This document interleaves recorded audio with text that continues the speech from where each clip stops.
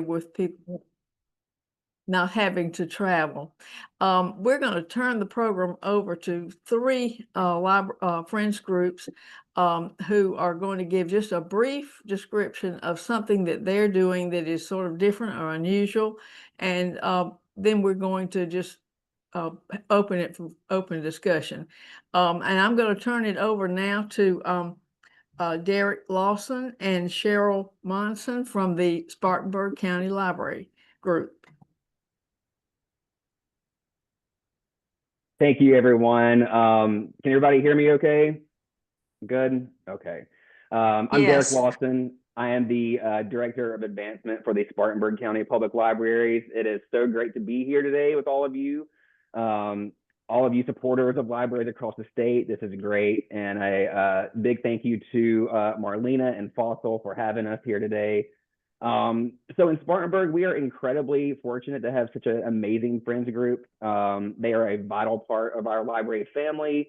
They advocate for us, they raise funds for us, and generously give their time to any cause that we need.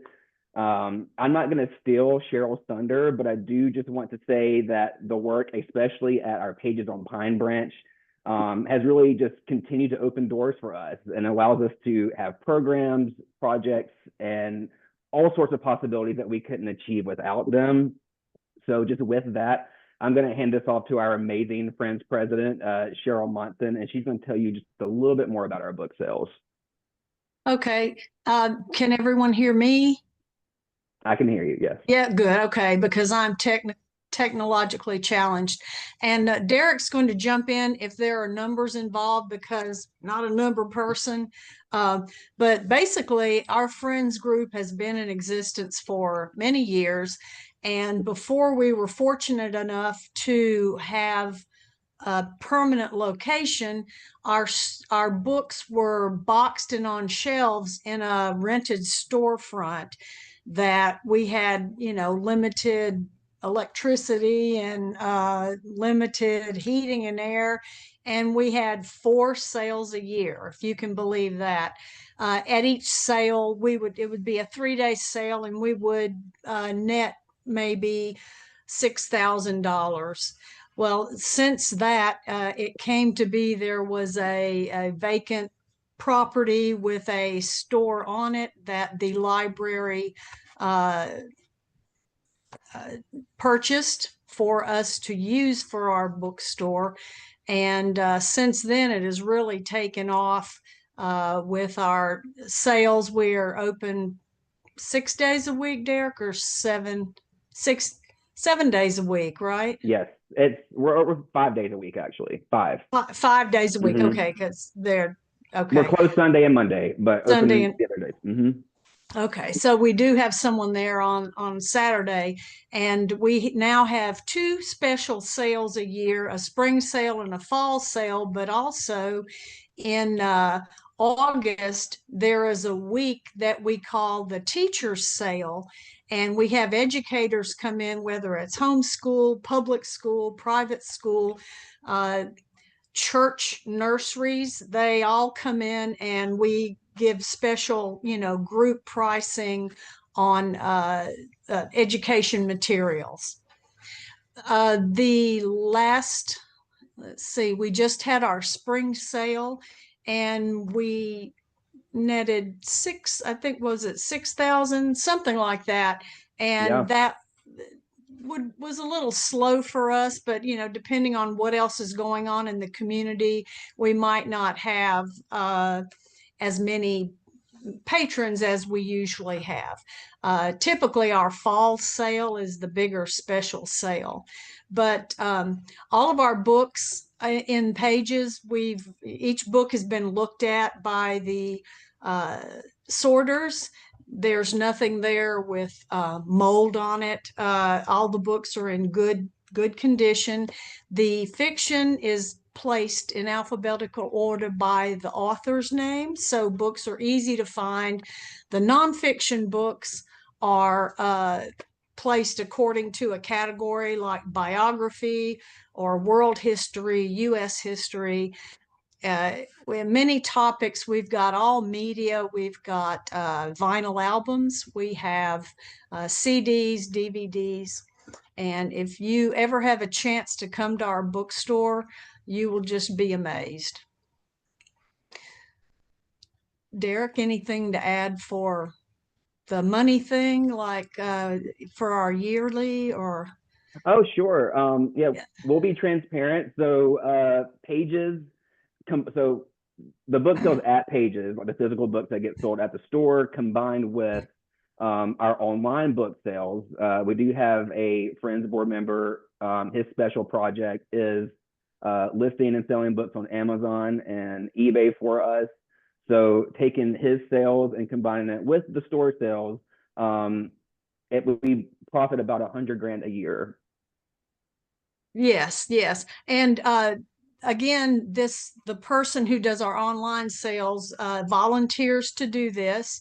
And the library, because our store is now considered a branch, they have provided 2 people who are dedicated to working and managing Pages on Pine, but everything else there is done by volunteers, whether it's library volunteers who want to come out to Pages for a day or two, or whether it's board members who go and help sort the books, or whether it's shelvers who go and help put things on the shelves.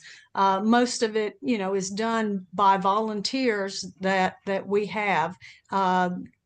But managed day to day by the 2 library employees, which we appreciate very much. Cheryl, this is Katie. A question came in on the chat box. How do you manage books that may not sell at the store or during the special sales? i.e., do books stay on the shelves indefinitely? Books, we're fortunate to have room that overflow books we do put in the back, but as far as going through, books are periodically culled, looking in case a jacket, a cover gets torn, or in case the books just look in bad shape. So they're kind of weeded out that way, but there's not a general sweep through that I know for books that don't sell. We have a pretty good turnover, wouldn't you say, Derrick? I do. I think our problem is more keeping books on the shelves, versus them staying on there too long. Yeah. Right. And all of our books come as donations from the community or library cull. Is that what you call it, Derrick? A cull out from the library? I think the technical term that the librarians use is weeding. Weeding or discarded books. Yes. Yeah. And Katie, I know you're monitoring the chat. I just saw another question that just says, how much do you charge for the books? So our hardbacks are $2 normally, and paperbacks are $1. But during our sales that Cheryl talked about, everything's half off. Right. And we have had people say, wow, only $2. You should charge more.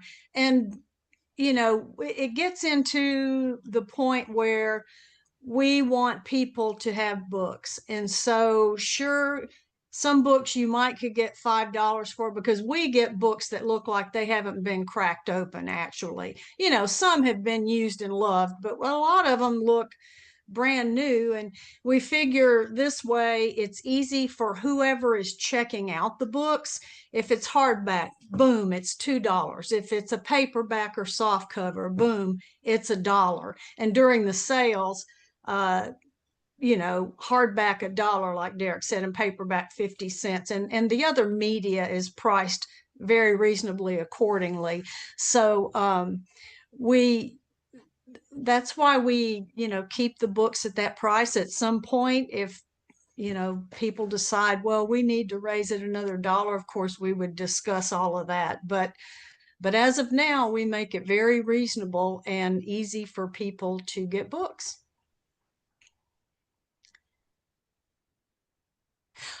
And I see a question here about specialty priced books. We do have something called the Collector's Corner, where the books are priced accordingly to their, value. Of course, the higher priced books, that's what we use. That's what we use for our online sales. But the Collector's Corner books are anywhere from like $50 for a big set or $10 for an autographed copy, depending on who signed it. But none of the books are, exorbitantly priced in the Collector's Corner. They're just maybe more special interest history books, some fiction, but we do have a specialty section. Thank you so much, Cheryl. That's very informative. We'll continue to ask, and throw questions out as they come in. Okay. And thank you guys. I hope you'll stay on and answer some more questions about your book sale. Sure. And I Marlene, think, Katie? this is Katie. Did you want me to ask the questions, or do we want to let the next speaker go and see if some of those questions come back out and Noah can respond? I think we'll go to Kershaw, but Katie, if you wouldn't mind keeping an eye on the chat and making sure that we circle back to all questions that are asked. Perfect. All right. So next up, we've got representatives from the Friends of the Kershaw County Library. Okay, this is Bob Giangiorgi. Can you hear? Yes, we can hear you, Bob. Okay, good. Thank you. I'm sitting in a car, not the best circumstance. But anyway, for the Friends of the Kershaw County Library, we've been running annual book sales for many, many years. A little bit of a blip during the COVID period, but even then we ran 4 kind of pop-up book sales right at the building where we sort. But in general, we're doing an annual book sale in September. We usually we run it for 2 weeks, and there are 7 sale days during that 2-week period. The opening night, which is a Thursday, is Friends Night, and it's only open to friends on that night. And we ends up being one of our big, larger sale days.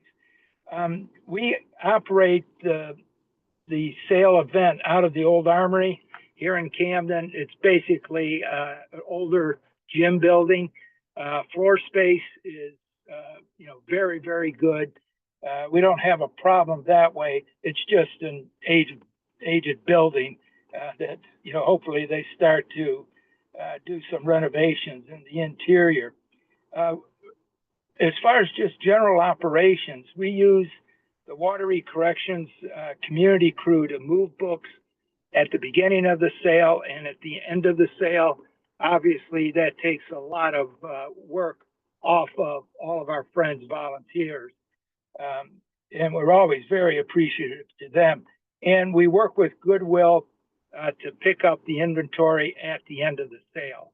So after the sale, we're basically starting anew.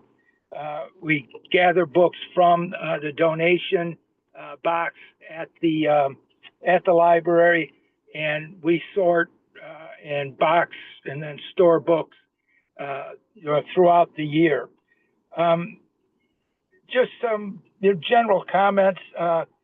We last year initiated a price increase. We went to $2 for hardbacks, $1 for paperbacks. In general, we do have certain categories like gardening, cooking, history, where we'll go through and price books at maybe $3, $4, $5 if warranted. And again, we don't have any real pushback on that. One thing that we have been working on is developing an online pricing strategy for the online sellers. We usually get anywhere from 5 to 10 online sellers that join the Friends for the Friends Night, and they are really a large customer for us at Friends Night. And we want to do as much as we can to encourage them to participate.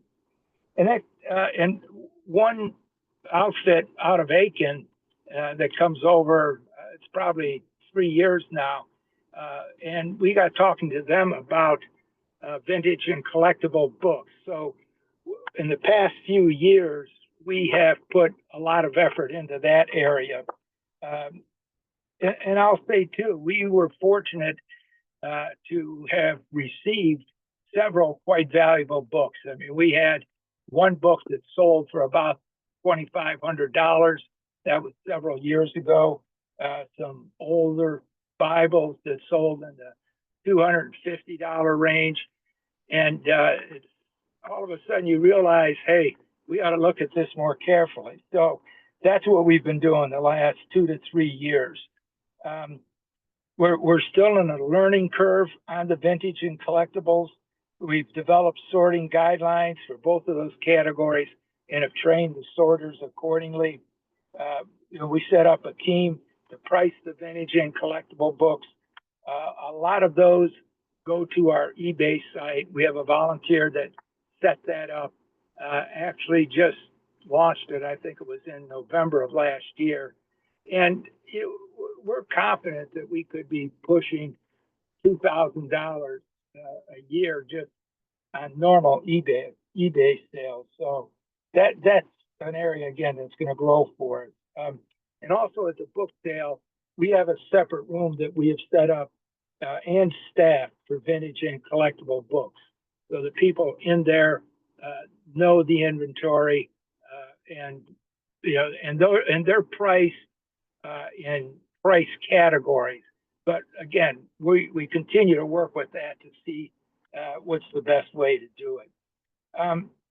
We've averaged between about $15,000 to $20,000 net for our sales over the last 7 or 8 years. We're always looking for better ideas on, category arrangement, trying to optimize it based on what the customer is interested in. So we tweak that on an ongoing basis. And I'd say, for us, we're operating in kind of a challenging environment. The gym, the old armory for the sale is adequate space-wise, but we struggle with a city-owned building that we use for sorting, and we're storing in storage units that are donated, etc. It's again a challenge to try to move through all of that. We'd love to get a larger facility and one a little more comfortable for the sorters, but we're continuing to work with the county and city on that. That's Bob, there were a couple of questions that came up, and one had to do with your online sales. I know you said eBay, but they wanted to know what the names of your online book selling platforms are, and how do you choose what to list on your online platforms? Yeah, right offhand, I'm trying to think of the exact name of the site, but I would imagine, Kershaw. I don't know, Chris, are you on? Do you know the exact name of the site? Well, let me get back on that. Back to you on that.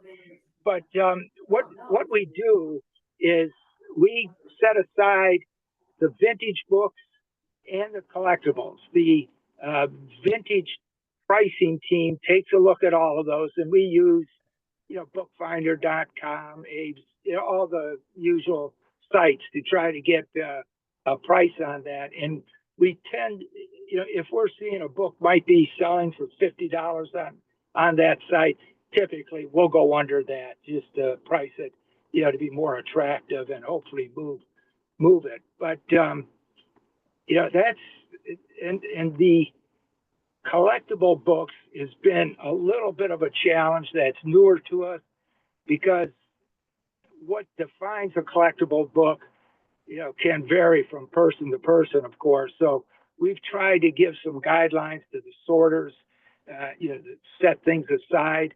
But, we find collectible books that might be no more than 10, 15 years old sell very quickly. and chances are, you know, prior to the focus on that area, we would have missed those totally. You know, we just let a lot of books go for back then $1 or $2, where now once we get them on eBay, you know, we're looking at generally $15 and on up.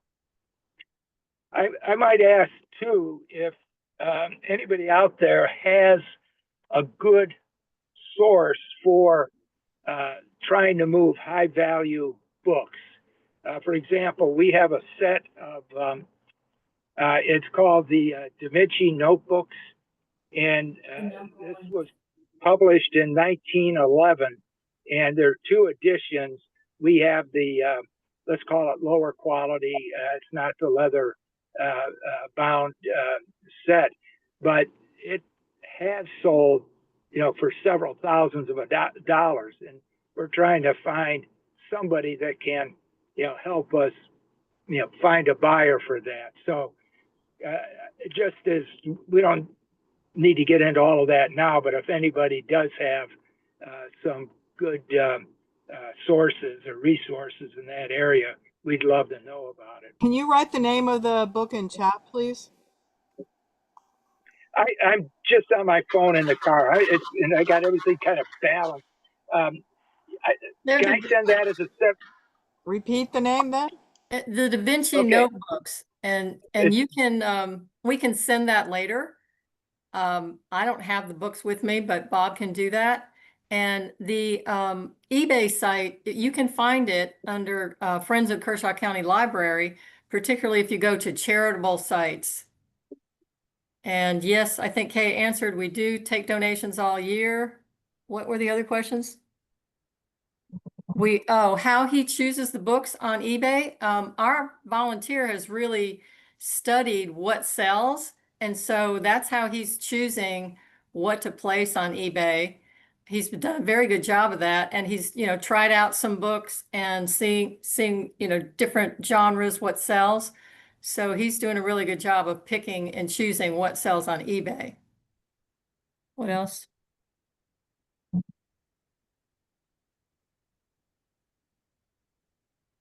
Anything else? I think we'll continue to monitor the chat and throw out any questions that we have. Katie, thank you so much. And Bob, you and I spoke yesterday, and you're making me laugh a little bit because you were like, well, hopefully there's no specific questions as I'm living the volunteer life and going between volunteer gig. And, you know, inevitably we had a specific question, but we are looking to connect people as much as possible. There'll be some follow-up emails that go out that if you're interested in connecting with other people, we can help facilitate that. We're certainly not going to share anybody's contact information without their permission, but we can certainly help to assist in facilitating conversations between groups who have questions for one another offline. Okay. Thank you so much. I just reconfirm that, you know, we'll answer any questions that come our way. And Chris, thanks for filling in on the details. Thank you so much. All right, so I think we're going to hear from Leah Donaldson now, the executive director of the Friends of the Charleston Library. And you've got a big book sale coming up now, Leah. Yes, that big book sale starts tomorrow. There are currently 50,000 books on moving vans headed towards the location. I'm very, very calm about all of this. But I'm here today to talk to you about our book sale model and how we shifted it a little bit. So traditionally, Friends of the Library here in Charleston had 4 sales a year in regional branches of our library, and one that big book sale that happens every spring. That's one happening now. So when I came on, and it'll be 2 years in this August, the board's goal was really to increase revenue so we can provide more support of the amazing programs offered by the library here in Charleston. And they had noticed, particularly in the post-COVID years, that attendance at our book sales were kind of plateauing a little bit. Definitely not really decreasing, but definitely not increasing. So we kind of got together and we're like, okay, how do we increase revenue from our book sales, get more people there when we have a 0 marketing budget? So we decided we were going to get out in the community more. And we kind of looked at, okay, where do people hang out? Where do they gather? And we decided to start having mini sales or pop-up sales. And those range from anywhere from 4 to our last one was 16 books, boxes of books. But like I said, we started small, as I highly recommend anyone looking to do this does. And we have been working at with local breweries, bars, restaurants, street fairs, festivals, other community events. And it has been really, really beneficial for us. One, we're increasing revenue because we're selling books outside of our 4 to 5 book sales a year. We're also increasing awareness of Charleston Friends of the Library. We were founded in 1982. No one has heard of us. So it's a great way to connect to the community to talk about who you are, what you do, and how to support the library. So we've been using our events. We're pretty much on a monthly schedule, sometimes more than one a month, to promote our other book sales and other events and things that we're doing. We have found that the plateauing at our book sales is not due to lack of interest in books or reading. People are thrilled when we show up, but it's just because they didn't hear about us and they didn't know about our book sales. It's also a great way to promote what's going on in your libraries. We've got 18 branches here in Charleston, so we've partnered with their outreach team. Sometimes they show up, sometimes they give me stuff, and we tell people, hey, this is all the cool stuff going on in the libraries. This is what you can do. This is what your families can do. It also it has helped us increase book donations by telling people, hey, if you want to donate your books, if your neighborhoods want to donate your books, here's where you can do it. And this is what happens with your books. You're supporting local literacy when you donate books to us. We've also been able to use our events or book sales beyond library walls to increase volunteers. There's a lot of folks out there who love literacy, love libraries, really want to support it, but can't commit to a regular volunteer schedule, whether it be weekly or monthly. But they do have a free Saturday afternoon or morning here and there where they can come out. So we've really increased our volunteers, particularly with younger people, in their late teens, 20s, which is new and exciting for us because that's a demographic we haven't really seen with our volunteers. So kind of taking book sales beyond the library walls is a great way to not only increase revenue, but increase awareness.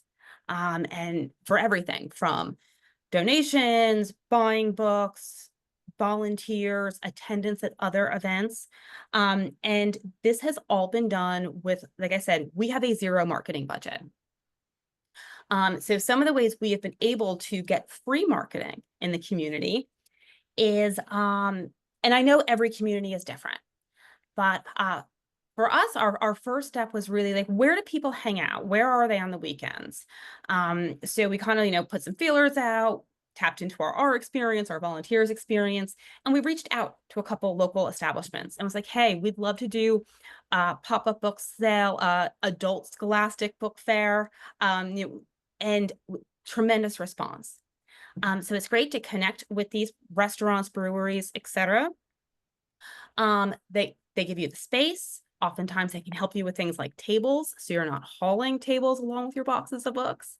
They also help you with marketing because you can put up your flyers, you can share that Facebook event, and you reach a whole new community, a whole new population who may not have heard of you or may not just be totally tuned into what you're doing. And then just internally, it's something to think about, questions like, how many boxes of books are we going to bring? How many volunteers do we need? My advice to you is start small. Learn the mistakes. I'm happy to answer any questions. I have made a gazillion mistakes in this process. Happy to share those with you. But start small and grow from there.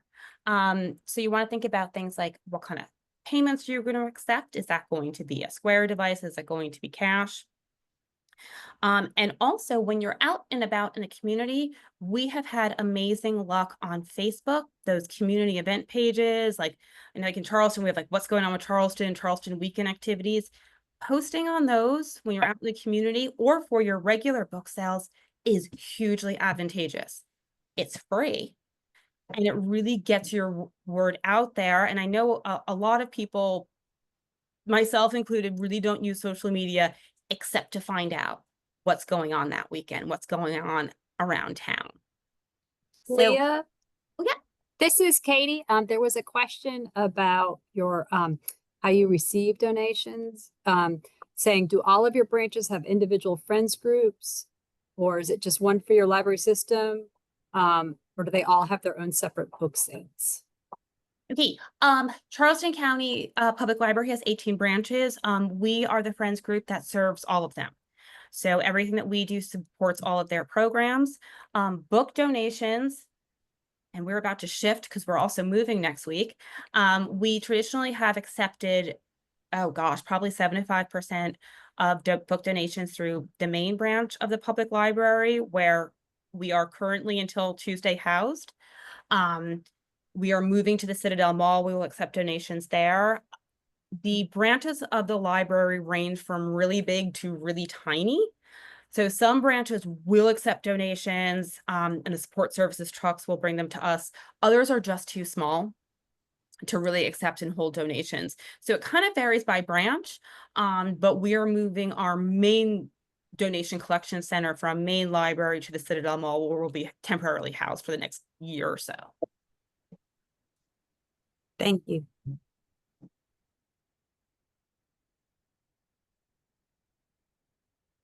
Leah, Yes, thank you. if anyone is thinking about doing events in the community or looking for advice or what mistakes not to make, I'm always happy to chat, Zoom call, phone call. For those of you in the greater Charleston area, happy to meet up for a cup of coffee.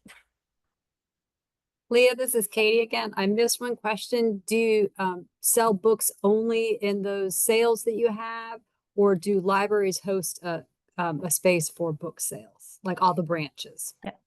The libraries do not host book sales. So we will use their community rooms, but all book sales are hosted by Charleston Friends of the Library. And I'm sorry, but there was another part of that question. Do you have do you have space inside each library to sell some books? And you answered that. And you already answered how many branches you had. Okay. Yeah.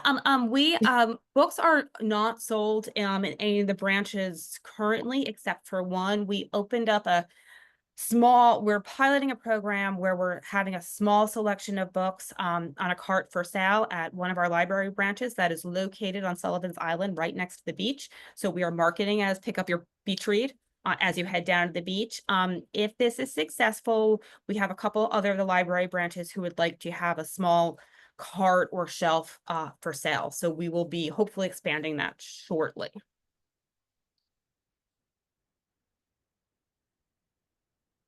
Thank you so much. With your big book sale around the corner, we appreciate you taking an opportunity to talk with us and share a little bit about what your friends group is up to with their book sales. Thank you.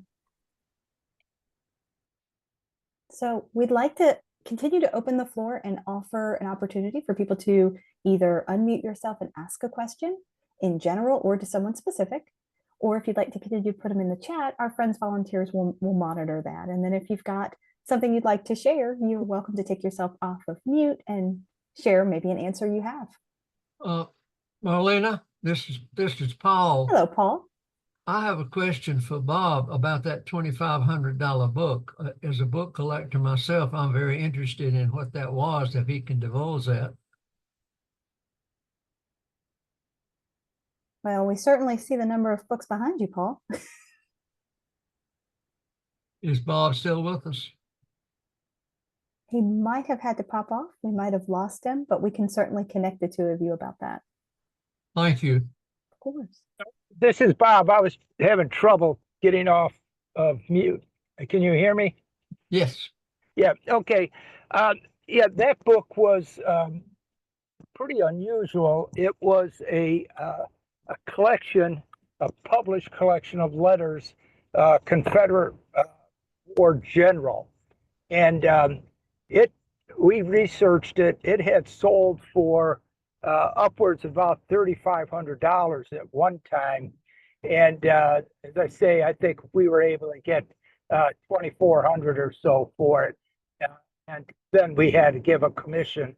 But at the same time, we were very satisfied with what we yielded from that. And we haven't come, other than the Da Vinci notebooks that I mentioned, we have not come across any other books of that value. It's not unusual for us to come across books, I would say between $100, $200 in value. And certainly we have some sets that, are in that range. And we keep a database of all of our vintage books. Anybody that wants to peruse it, just let us know, and we can get you a copy of that database. I mean, if you're looking to collect, there may be something in there of interest. Well, I just a question: if anybody out there has a Henry Davis American Wild Turkey by Small Arms Technical Publishing Company, I'd love to have a copy.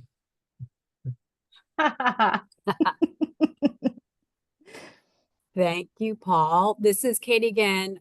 There was a question asking Spartanburg and Kershaw to respond to the question also about, do individual friends groups at branches do a sale, or is it a larger friends group that does one big sale?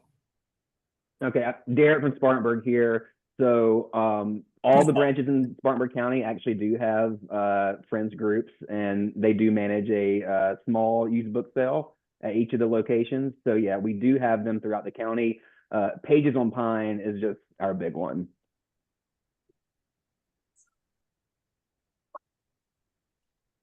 Thank you, Derrick. And Kershaw, I think the same question was Kershaw. How many branches does the Kershaw County Library have, and are there sales going on all the time at each of those individual branches? So this is Chris.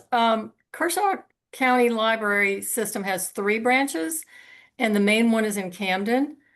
We just have one book sale a year right now, and that includes books that are donated from the whole county.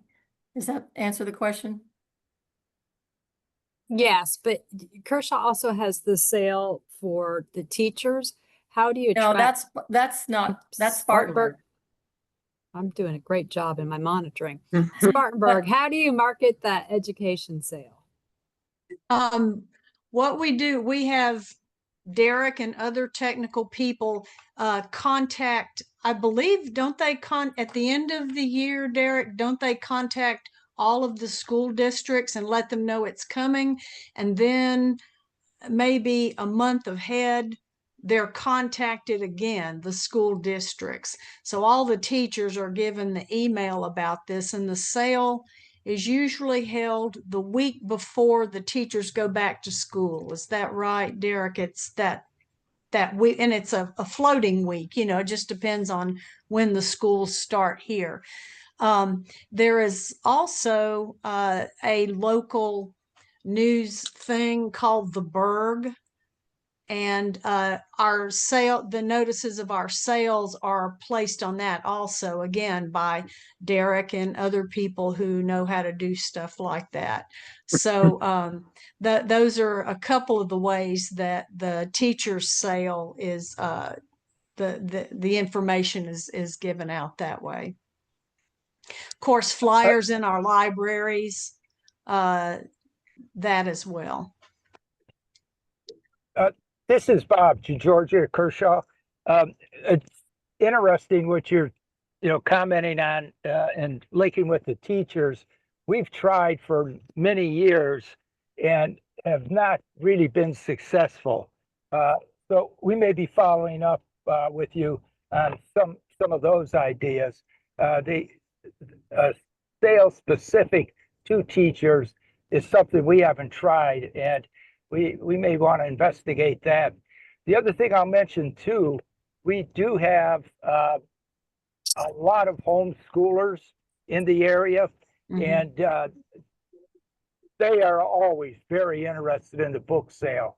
So we make an effort to get the sale promoted to all of the various homeschooling units or co-ops. It's a great Right, idea. Bob. Excuse me.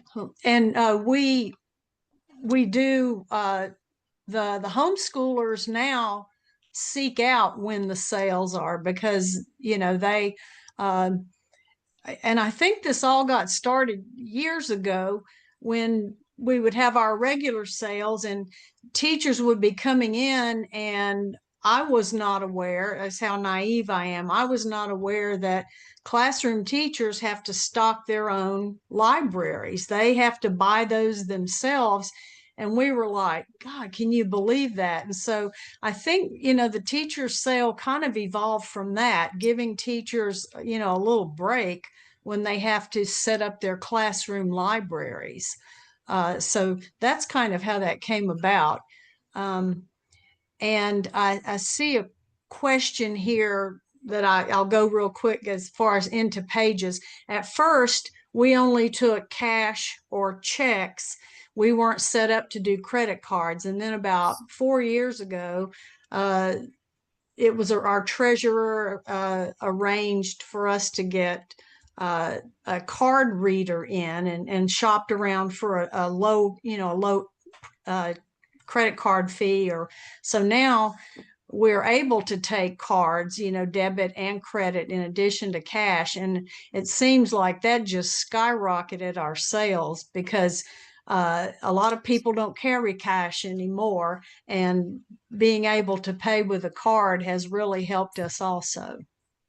It's a $5 minimum to use the card, though. Exactly, yeah.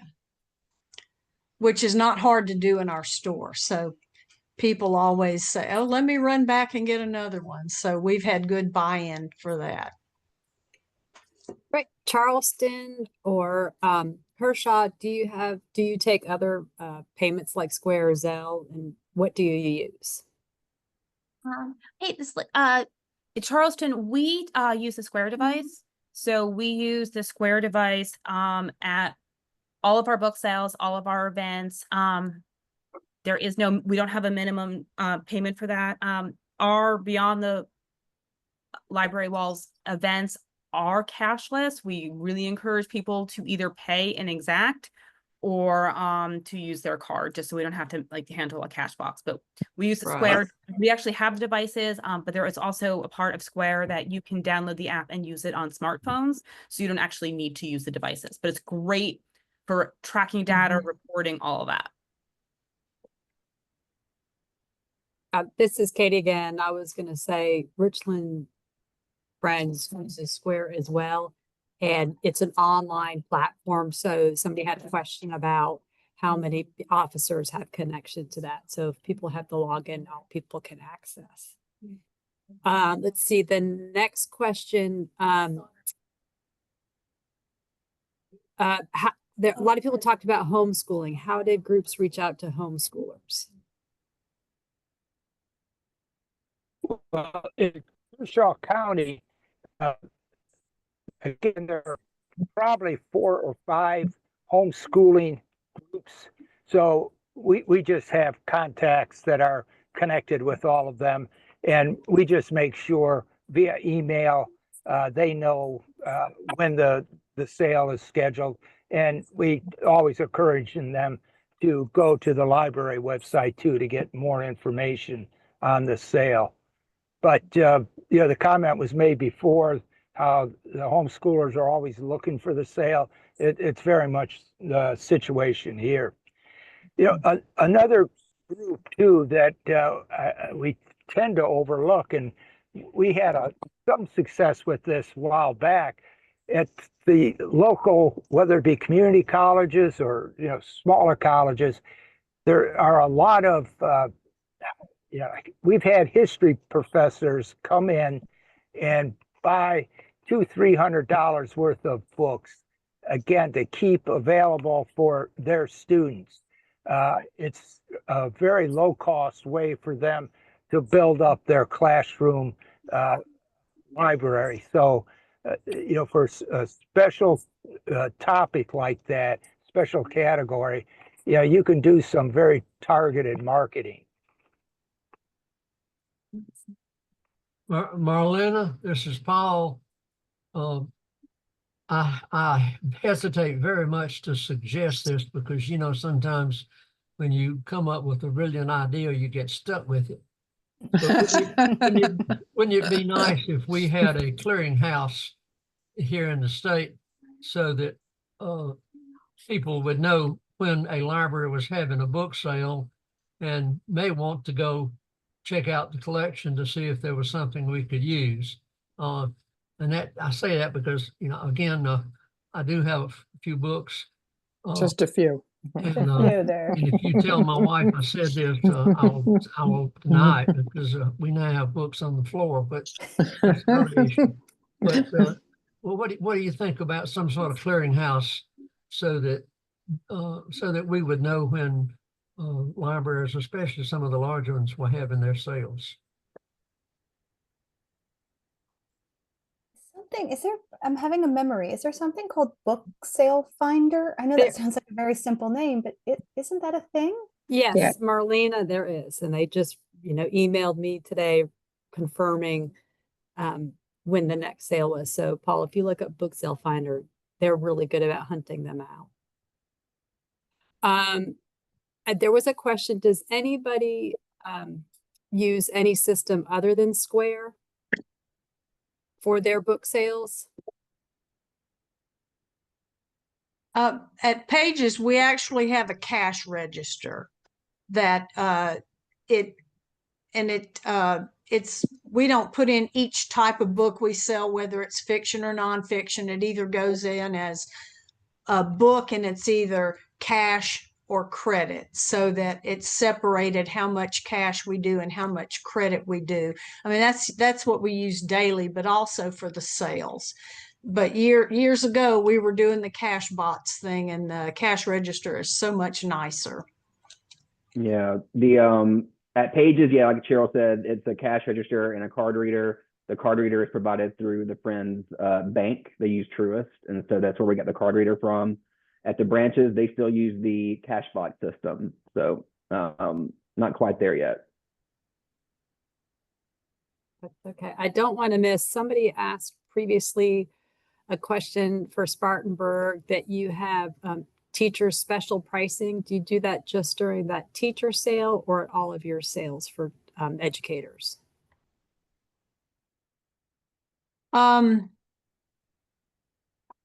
Well, each case is different. Most of the big grouping pricing is on the up to picture books and chapter books. It just depends on who comes in, and at a regular sale, I know that I could tell someone was a teacher and maybe I gave her $1 off her whole purchase, but still this was at book sale prices. So traditionally we just say the specialist, the extra specialist pricing for teachers is during the teacher sale. But it just depends on who comes in and what they have, how much they've got. You fudge it a little bit, but that's all I got. Well, it's good to move the books out, right? It is. And of course, we like helping teachers and helping everyone get books, basically. This is Katie. There's lots of notes and comments in the chat box about point of sale systems. Somebody used a Donor Perfect for credit card sales, but they're looking for new systems since that was no longer available. Some people are using Zelle, Zettle, PayPal. So it's a wide variety. There was one more question for Charleston. They're noticing on your book sale tomorrow information that you have a business as your sponsor. What does your sponsor do for you? Okay, well, actually, with most of our promotional things is Cruise Subaru. They're our presenting sponsor. We also have 4 silver sponsors, 2 bronze, and 18 take a stand sponsors. We made our That Big Book Sale a very sponsor heavy event to cover as much of our operating costs as possible. And we created a sponsor packet. So for each level, there's different benefits, different promotional things, both in the media, social media, and the sale. as well as tickets to the event. And we have a little sponsor reception Thursday night of members night, just, wine, cheese, just something a little before the event. I'm happy to share our sponsor packet with anyone who's interested. It's not online anymore, so I took it down last week. But we are really looking to increase our sponsors of that big book sale.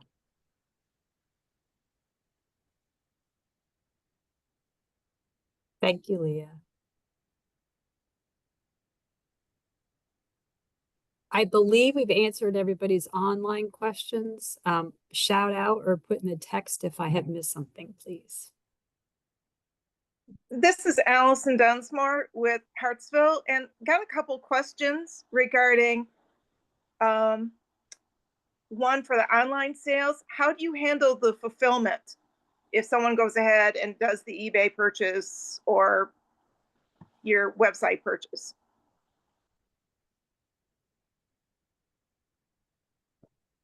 I can take this from Spartanburg. So like I said, our friend's member, his name's Charlie K. The online sales is his special project. He has an entire section in the back of pages dedicated to just his online sale book, his items. And he comes in every day almost. When there's a sale, he'll come in, pack it in the back of the store. He has a little label printer that he smacks the label on and he sends it out himself. That's his project, and he manages all of that for us. So that's how we do it in Spartanburg.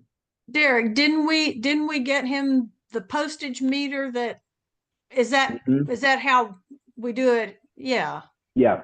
Yes, he handles wrapping it and or whatever it's packed into and shipping out. And those, of course, the Friends provides the materials that he needs to do that. Mm-hmm. And fortunate, working, for a library and a bookstore, there's always plenty of cardboard boxes lying around that we can reuse to ship these things in. So We've been trying to do online sales, but it's been almost more trouble than it's worth because we're a fairly small friends group and friends organization. Right. So there's only a couple of us that typically will do hands-on book sorting, and then to photograph the book and list it on eBay and then have to keep track of the sale. We get distracted with, oh, we just got another massive load of donations. We need to process those and get those sorted before you remember, oh yeah, I need to check that sale, so the other Right. question. Yeah. Oh, I'm sorry. Go ahead. The other question is, does anyone have a source for additional resellers? We take these older books and more collectible, and we call them golden oldies. And not knowing what to do with them, sometimes they get sold very cheaply just so that we can move them out and have storage space. But I have some books that are early 1900s. I've got a complete book of Stoddard's lectures. I know as a collectible item, they are worth something, and I hate to put them in the general sale where they're going to go for barely $1 a piece. And I found a resource that would take books from the 1800s that are in fairly good condition and collectible, but not the early 1900s. This is Chris from Kershaw County, and we have one volunteer who his specific thing is to do the eBay sales. So I think that's really what you need to find. It's hard, if that person has too many other duties. And the same with those vintage books. We now have a separate team. Well, some of us do other things as well, but we have a separate team who we have learned a lot about pricing vintage books and figuring out the values of those older books. So that's my recommendation, is that you have to dedicate some people that just really are interested in doing that. And that's all I can say. Yeah, Allison, this is Cheryl again from Spartanburg. What we years ago, before, we had Charlie and we started, getting all these books that he said we could sell this for a lot more. There was an individual who worked at the library, and she did that for herself. I mean, she did online book sales. She may have sold other things online as well, but she would do limited books for her. However, Derrick, do you remember, was it a 50-50 split with her, or did she do it gratis for us? There wasn't a lot, right? Cheryl, I honestly don't remember. That was And before my time. So as long as I've been working with the friends, it's always been Charlie. it was I can someone find named out. Yeah. Teresa. It was someone named Okay. Teresa that did it. But then it got into a legal thing regarding, well, we are nonprofit, and her doing this on the side was profit for her. That's why Yeah. we kind of had to stop that. But, I didn't know, maybe you could reach out to someone who does online sales anyway, and, select some items and just kind of do a trial and say, could you list this for our library? I don't know. But we only really got into it when one of the Friends board members decided to take it on and do it himself, and that's how it took off for us. No, Yeah, and I agree. You really do just need one person to really let that be their project. And I think that's the most successful way to organize something like that. now they're selling identification as so-and-so Friends of Library. Yes, our bookstore on Amazon is called Pages Online, right, Derrick? And I'm not sure what it is. He did an eBay thing because there were some media you can't sell because of licensing, like DVDs or CDs. And so he sells things like that in an eBay store. Mm-hmm. So, yeah. Okay, well, thank you. Good luck.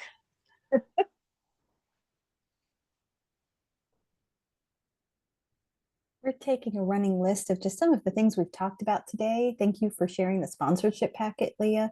What we'll do is we'll send an email out to everybody who registered today, hopefully with a recording of this event. Everybody keep your fingers crossed that all the technology gods are in agreement with us and very happy with us. And so hopefully there will be a link to the recording, and we'll also include links to the different websites, services, and packets that were referenced here today. So we did get started a little late, but we are coming up on an hour. We do appreciate everybody's time. The Friends of South Carolina Libraries is always looking for opportunities to connect friends across the state. So we've had a great conversation here today. I feel like we could talk about book sales again, and you know what? We may just do that. So stay on the lookout for more information about upcoming programs. This virtual format just seems to work really well for everybody, especially for connecting people across our state. We don't have to drive and do in person. But if you have a specific topic that you'd like to talk about, or you feel like your group would be great at presenting, please reach out to us at fossilpresident@gmail.com. We'd love to learn more about that and hope to maybe facilitate a conversation or a meeting to share that information out with everybody. So I think if there aren't any other questions, we'll go ahead and wrap up for the day. Thank you so much. Oh, you know what? I take it back. I would like to do one more thing. If you are comfortable turning your camera on, that would be lovely. If you are not, don't worry about it. But I'd love to take a screenshot of everybody on here today, maybe with some smiling faces, and we can use it on our social media to help encourage people to reach out, join our events, have some conversations with us. It's part of, the service that we like to provide to the friends groups across South Carolina. So, again, if you didn't take a picture, did it happen?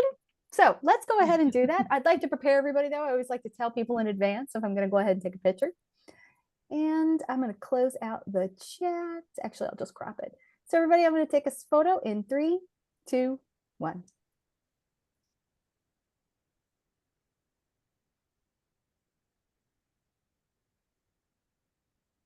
Did I get it? Oh, it wants me to pick it. Okay. Oh, I got it. Okay.